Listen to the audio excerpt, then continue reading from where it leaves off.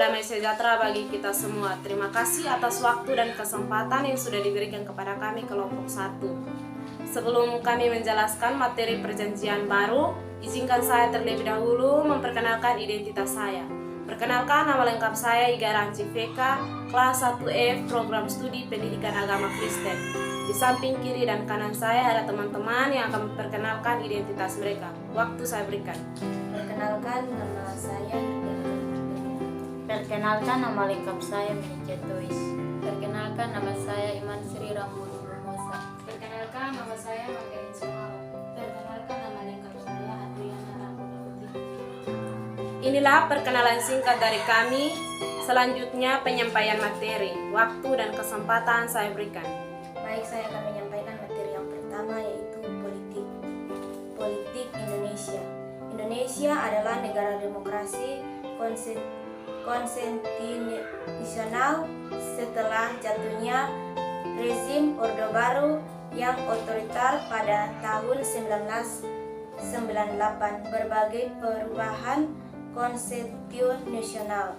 Indonesia saat ini ditandai oleh kedaulatan rakyat terminal interaksi dalam pemilihan parlemen dan presiden sejak berakhirnya Orde Baru yang dipimpin Presiden Soeharto.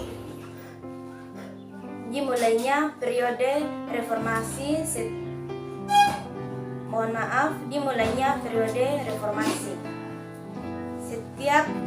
Setiap pemilu di Indonesia dianggap bebas dan adil. Namun Indonesia belum bebas dari korupsi,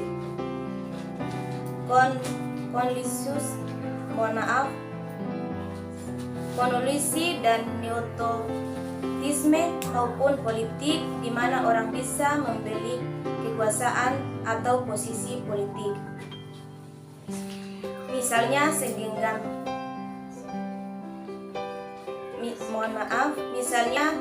segen miskin dari masyarakat Indonesia didorong untuk memilih calon presiden tertentu pada hari pemilihan. Ilmu politik adalah salah satu subjek yang dapat dimanfaatkan untuk memenuhi apa itu politik. Ilmu politik merupakan ilmu yang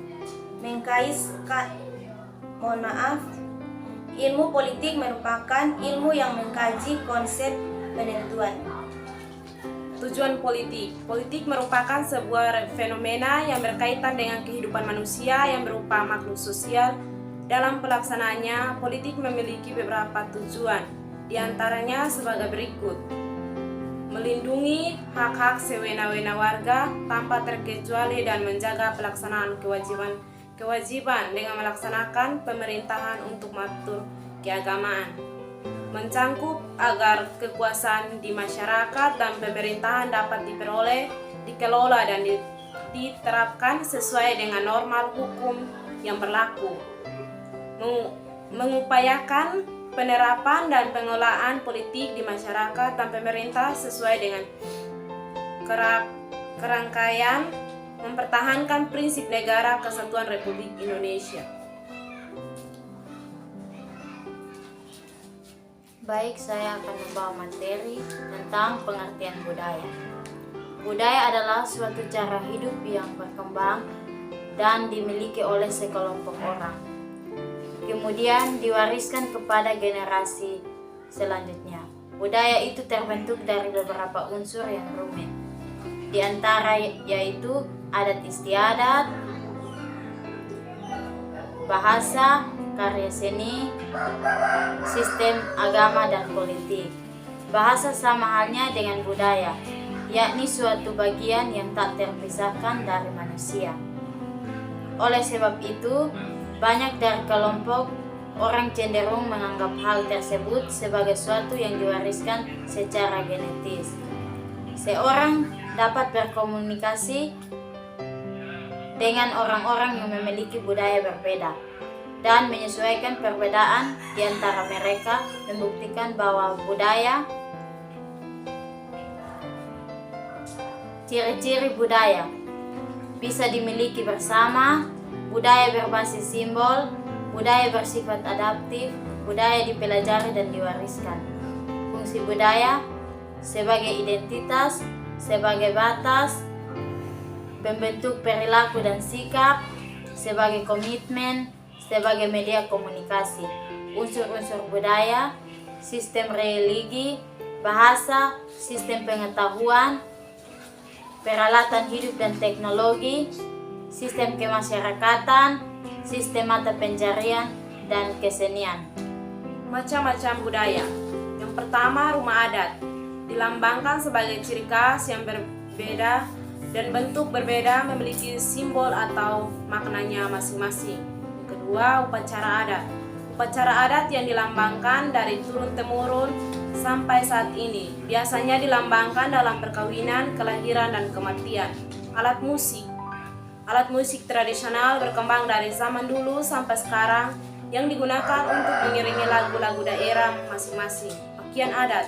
Pakaian adat yang dapat menunjukkan status sosial, perkawinan, dan juga agama. Baik, saya akan menjelaskan tentang keadaan ekonomi. Keadaan ekonomi adalah suatu kedudukan yang secara rasional dan menetapkan seseorang pada posisi tertentu dalam masyarakat. Pemberian posisi itu disertai pula dengan seperangkat hak dan kewajiban, manfaat pertumbuhan ekonomi. Pendapatan per kapita masyarakat dapat meningkatkan pinjaman pemerintah lebih kecil adanya, peningkatan pelayanan publik, investasi meningkat sebagai evaluasi, pembangunan ekonomi. Fungsi sistem ekonomi secara umum adalah sebagai penyediaan dorongan untuk berproduksi, berfungsi dalam mengordinasi kegiatan individu dalam suatu perekonomian, sebagai pengatur dalam pembagian hasil produksi di seluruh anggota masyarakat agar dapat terlaksana seperti yang diharapkan. Tujuan mempelajari ilmu ekonomi. Dengan ilmu ekonomi kita dapat memahami masalah-masalah internasional seperti ekspor impor, mengetahui hubungan yang terjadi dalam peristiwa-peristiwa yang terjadi dalam perekonomian, membuka wawasan yang luas terkait ekonomi baik secara teori maupun di kehidupan nyata dalam bermasyarakat dan bernegara. Pertumbuhan ekonomi dipengaruhi oleh 4 faktor, yaitu jumlah penduduk, jumlah barang dan modal, luas tanah, kekayaan alam semesta, serta teknologi yang digunakan. Baik, saya akan membawa materi itu keadaan sosial kemasyarakatan. Keadaan sosial kemasyarakatan adalah kata yang berasal dari bahasa Latin yaitu socius, yang berarti segala sesuatu yang lahir dan tumbuh dan berkembang dalam kehidupan bersama. Fungsi sosial kemasyarakatan ini sebagai sistem pengontrol suatu kelompok masyarakat agar bertingkah laku sesuai dengan norma dan kaidah yang berlaku di lingkungan masyarakat. Faktor-faktor penyebab ketidaksamaan sosial masyarakat yaitu keadaan geografis. Suatu wilayah akan mempengaruhi iklim dan cuaca wilayah tersebut sehingga menghasilkan perbedaan mata pencaharian, corak dan tradisi suatu masyarakat yaitu etnis, kemampuan atau potensi diri. Unsur-unsur sosial kemasyarakatan. Unsur-unsur sosial kemasyarakatan yaitu A. Kelompok sosial. Kelompok sosial adalah himpunan atau kesatuan-kesatuan manusia yang hidup bersama karena saling berhubungan antara mereka secara timbal balik dan saling mempengaruhi. B. Kebudayaan. Kebudayaan adalah sistem kompleks yang mencakup pengetahuan, kepercayaan, kesenian, moral hukum, adat istiadat, kemampuan serta kebiasaan-kebiasaan yang didapatkan oleh manusia sebagai anggota masyarakat. C. Lembaga sosial. Lembaga sosial atau dikenal juga sebagai lembaga kemasyarakatan. Salah satu jenis yang mengatur rangkaian tata cara dan prosedur dalam melakukan hubungan antara manusia saat mereka menjalani kehidupan bermasyarakat manusia saat dengan tujuan mendapatkan keteraturan hidup. B. Stratifikasi sosial. Stratifikasi sosial adalah pembedaan atau pengelompokan para anggota masyarakat secara vertikal. Contoh kondisi sosial kemasyarakatan adalah masalah pendidikan, masalah kesehatan, masalah narkoba, ketersediaan pasokan pangan dan Kosongkan yang lain. pasokan pangan dan pengangguran tingkat kejahatan. Ya, jadi lain, saya akan menjelaskan tentang transportasi pada zaman perjalanan. Transportasi adalah perpindahan manusia atau barang dari satu tempat ke tempat lainnya dengan menggunakan sebuah kendaraan yang digerakkan oleh tenaga manusia, angin dan hewan. Transportasi digunakan untuk memudahkan manusia dalam melakukan aktivitas sehari-hari. Pada masa Perjanjian Baru, transportasi yang sering digunakan oleh jemaat, para rasul dan Yesus pada waktu itu perahu ketiga transportasi ini digunakan ketika melalui jalur laut dan sungai. Sedangkan jalur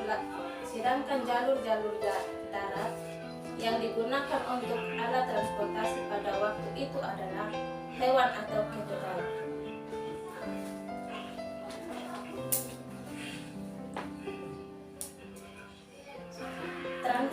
Transportasi di masa Perjanjian Baru, yaitu yang pertama satu kapal. Kapal menjadi transportasi yang sangat utama dalam penting pada zaman Perjanjian Baru.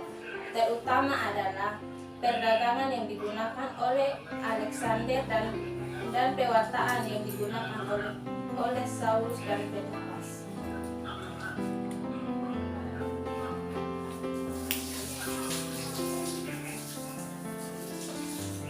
Baik, inilah ringkasan materi singkat dari kami. Mohon maaf atas kata-kata atau kalimat yang tidak berkenan, karena kami sadar bahwa dalam pembawaan materi ini masih jauh atau masih kurang dari kata sempurna. Maka saya mewakili teman-teman kelompok mohon maaf sebesar-besarnya. Akhir dari kata, terima kasih. Tuhan Yesus memberkati. Shalom.